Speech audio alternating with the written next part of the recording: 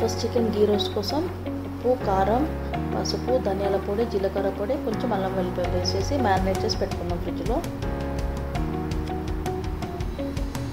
ఆ తర్వాత మనము స్పైస్ పౌడర్ కోసం కొన్ని మసాలాలన్నీ లైట్గా ఫ్రై చేసుకొని పక్కన పెట్టుకోవాలి. సో ఒక చిన్న ప్యాన్ తీసుకుని అందులో కొన్ని మెంతులు, చెక్క, లవంగం, ఇలాచీ వేసుకుని ఫ్రై చేసుకోండి.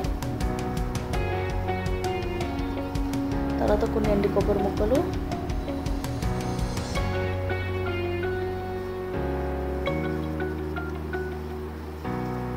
ధనియాలు, జీలకర్ర,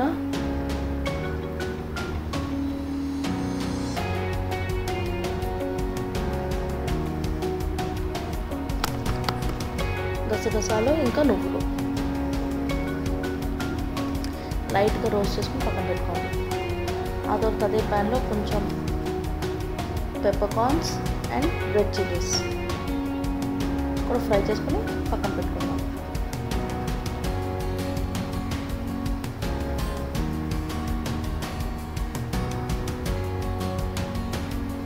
లాస్ట్ గార్నిష్ కోసం మనం అదే ప్యాన్లో కొంచెం గీ తీసుకుని క్యాష్యూస్ కూడా ఫ్రై చేసుకుందాం.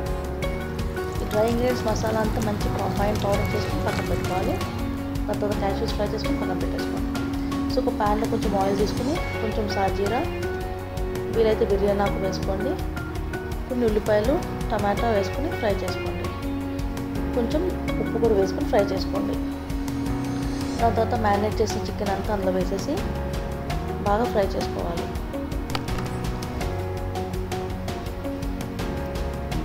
మధ్య మధ్యలో కలుపుకుంటూ ఉండండి. మూత పెట్టి ఫ్రై చేసుకోండి మీడియం ఫ్లేమ్లో పెట్టి.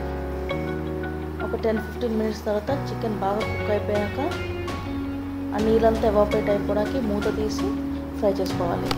తర్వాత కొంచెం కొత్తిమీర వేసి ఇంకొకసారి బాగా కలుపుకొని మనం ఇందాక చేసి పెట్టుకున్న మసాలా పౌడర్ హాఫ్ వేసి కలపాలి. 2 మినిట్స్ తర్వాత చికెన్ తీసి పక్కన పెట్టుకోండి. సేమ్ ప్యాన్లో కొంచెం గీ వేసుకుని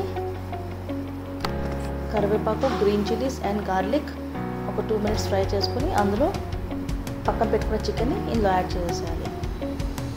దాని తర్వాత మిగిలిన కొంచెం పౌడర్ పైన స్ప్రింకిల్ చేసి ఒక 1 మినిట్ కలిపేసుకుంటే చికెన్ గీ రోస్ట్ రెడీ. ఒక సర్వింగ్ ప్యాన్లో తీసుకుని పైన కొంచెం కొత్తిమీర అండ్ క్యాష్యూస్తో గార్నిష్ చేసుకుని